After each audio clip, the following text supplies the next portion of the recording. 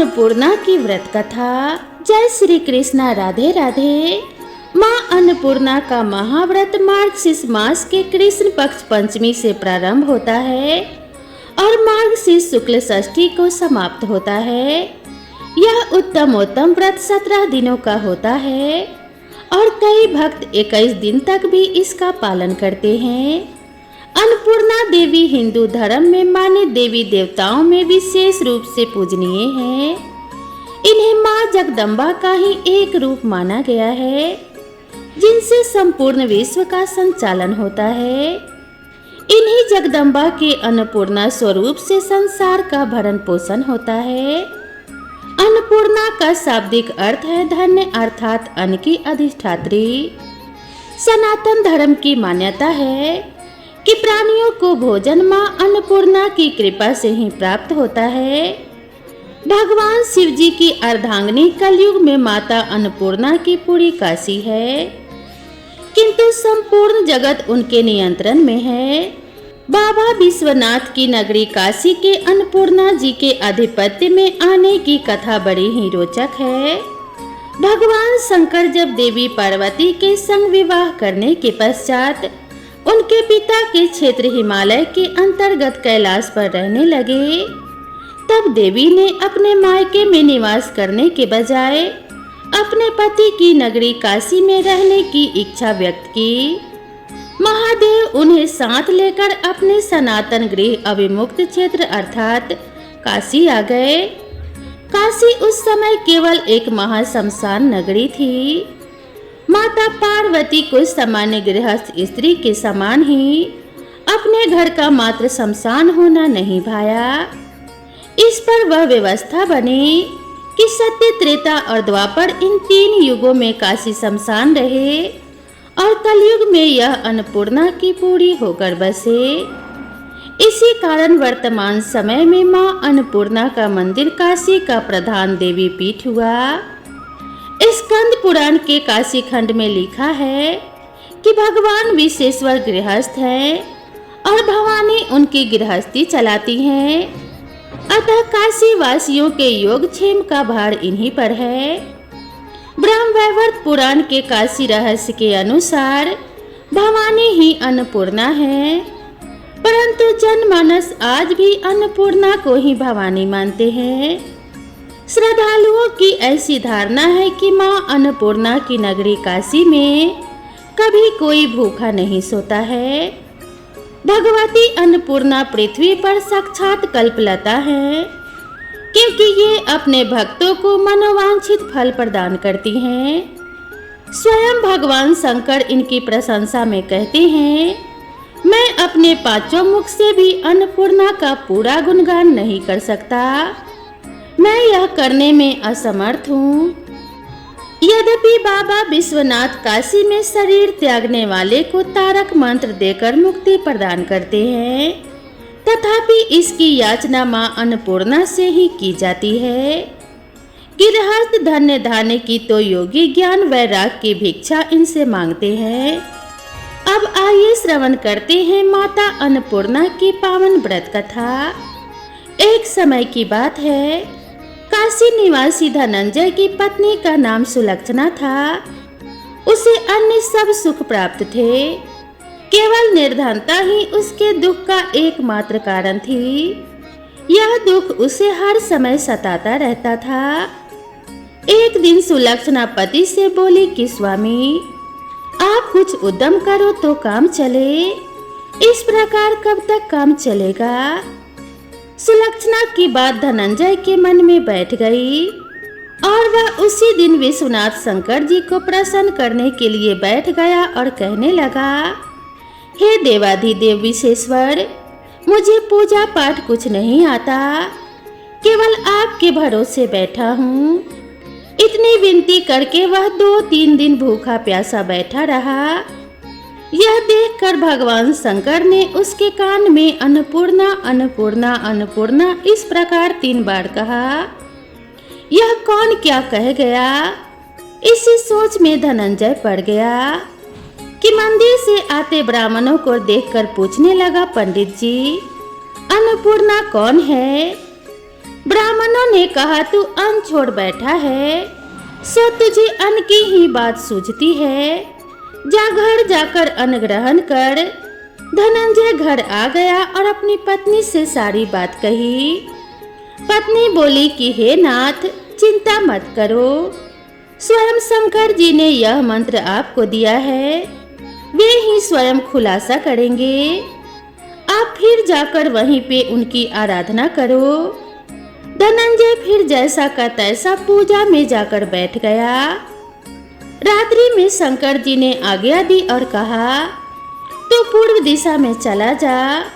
वह अन्नपूर्णा का नाम जपता जाता और रास्ते में फल खाता तथा झरनों का पानी पीता जाता। इस प्रकार वह बहुत दिनों तक चलता गया।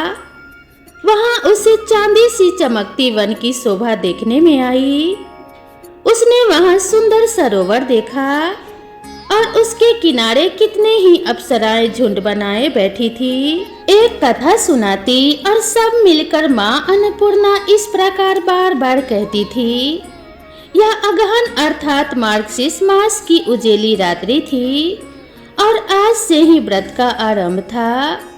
जिस शब्द की खोज करने वह निकला था उसे वहां सुनने को मिला।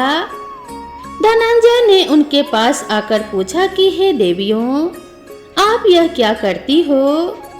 उन सब ने कहा, हम सब माँ अन्नपूर्णा का व्रत करती हैं। धनंजय ने पूछा, पूजा व्रत करने से क्या होता है? यह किसी ने किया भी है, इसे कब किया जाए? यह कैसा व्रत है और इसकी कैसी विधि है? इस व्रत की विधि मुझे भी विस्तार से बतलाओ। वे कहने लगी, इस व्रत को सभी कोई कर सकते हैं। 21 दिन तक के लिए 21 गांठ का सूत लेना चाहिए। 21 दिन यदि ना बने तो केवल 1 दिन का उपवास करें। यह भी ना बने तो केवल कथा सुनकर प्रसाद लें।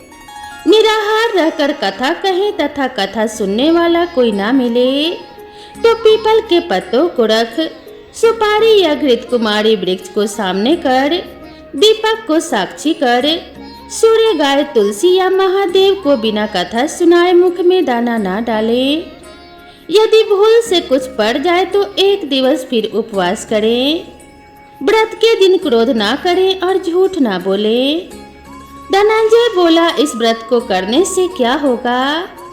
वे कहने लगी, इस व्रत को करने से अंधों को नेत्र मिले, लूलों को हाथ मिले, निर्धन के घर धन आए, बांझन को संतान मिले, मूर्ख को विद्या आए।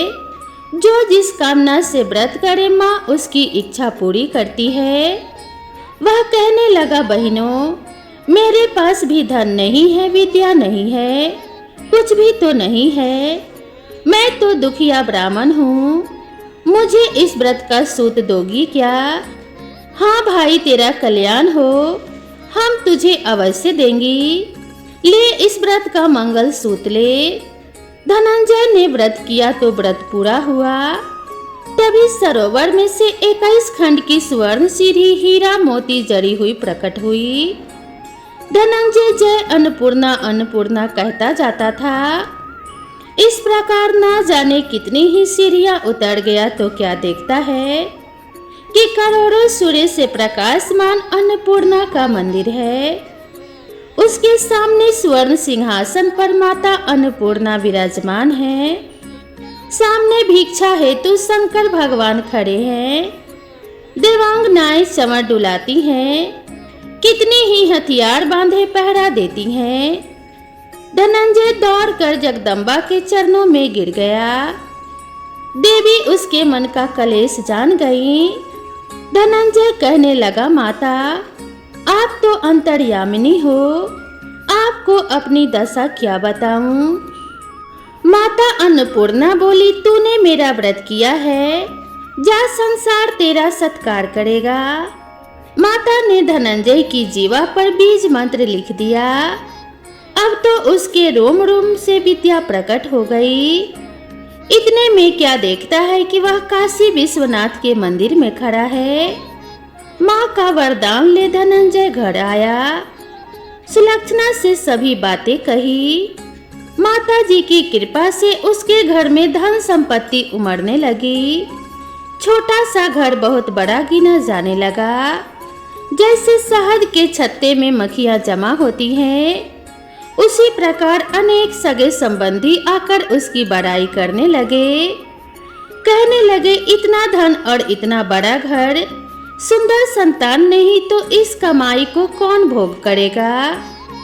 सुलक्षणा से संतान नहीं है, इसीलिए तुम दूसरा विवाह करो।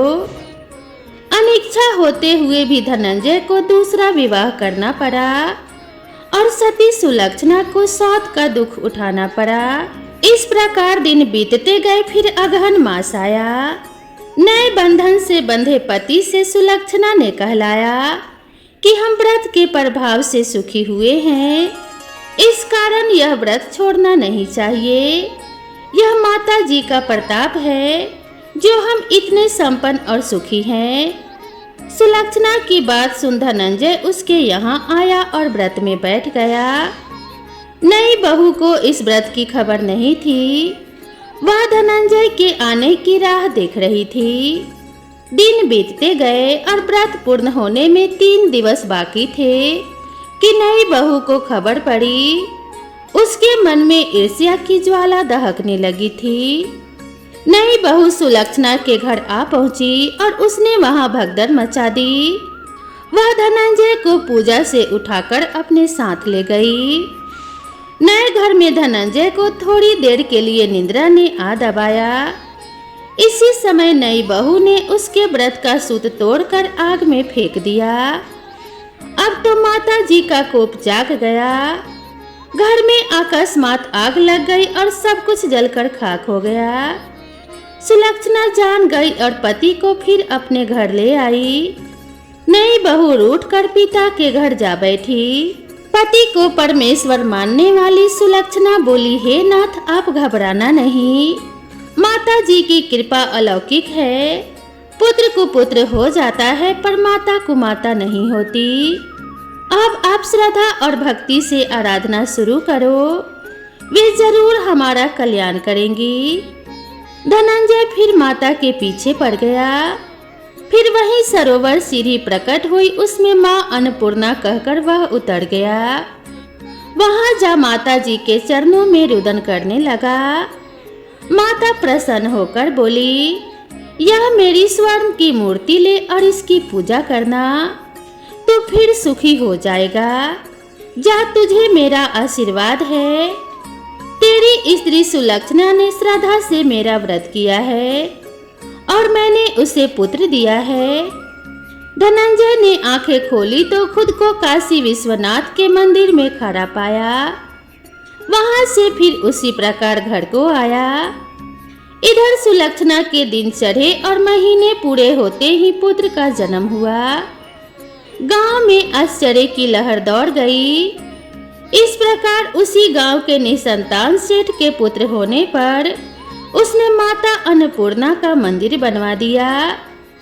उसमें माता जी धूमधाम से पधारी, यज्ञ किया और धनंजय को मंदिर के आचार्य का पद दे दिया।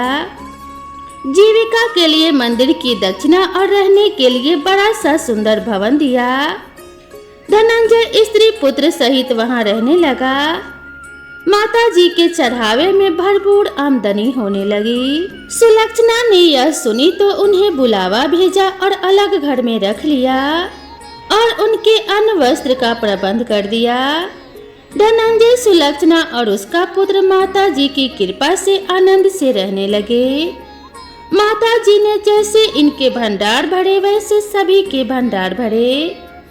अब आइए अन्नपूर्णा माता की दूसरी कथा का रसपान करते हैं। एक गांव में एक साहूकार परिवार था जिसके 5 बेटे बहू और 2 बेटियां थी।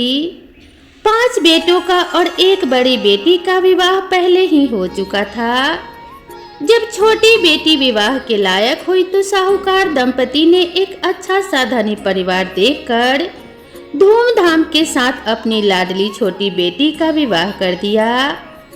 जिस घर में उनकी बेटी बहू बनकर जा रही थी वह लड़का अपने माता पिता का इकलौता पुत्र था।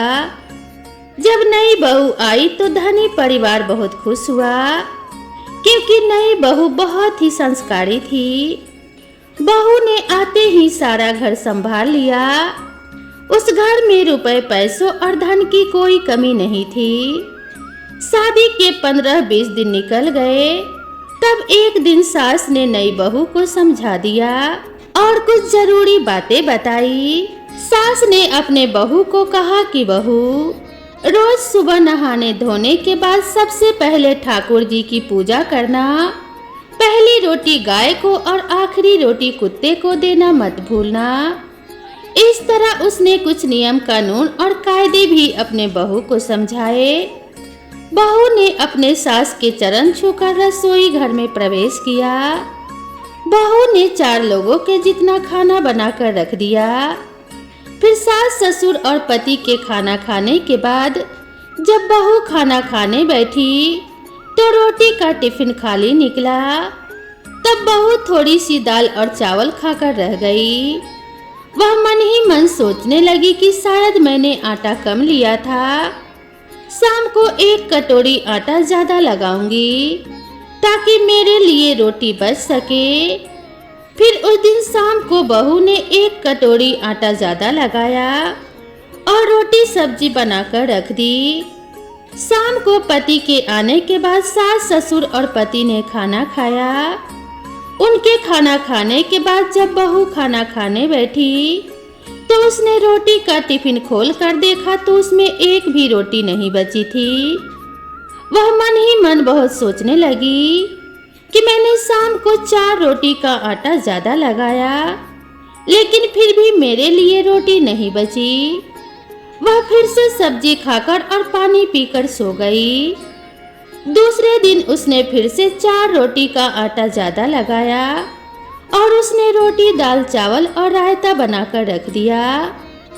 सास ससुर और पति के खाना खाने के बाद जब वह खुद खाना खाने बैठी तो उसने मन ही मन सोचा कि आज तो मेरे लिए रोटियां जरूर बचेंगी, क्योंकि आज तो मैंने कल से भी ज्यादा आटा लगाया था। लेकिन जब उसने रोटी का टिफिन खोला तो फिर से टिफिन खाली निकला। वह फिर से दाल चावल और रायता खाकर ही रह गई। वह समझ ही नहीं पा रही थी कि ऐसा क्यों हो रहा है। कौन है जो नहीं चाहता है कि मैं रोटी खाऊं? दिन प्रतिदिन वह सूखने लगी और कमजोर पड़ने लगी, परंतु संकोच के कारण वह मन की बात किसी को नहीं कह पाई। लेकिन वह रोज आटा ज्यादा लगाती, इस उम्मीद में कि शायद कोई दिन ऐसा हो जब उसके लिए भी रोटी बचे। लेकिन ऐसा किसी भी दिन नहीं हुआ जब उसके लिए रोटी बचती हो। वह दिन प्रतिदिन बिना अन्न खाने से कमजोर पड़ने लगी। एक दिन की बात है कि जब बहू पालक काट रही थी तो गलती से उसकी उंगली में चाकू से चीरा लग गया। तब उसकी सास ने कहा, बहू तुम आज रोटी कैसे बनाओगी? तुम आज रहने दो, आज मैं आटा लगाकर रोटी बना लेती हूँ।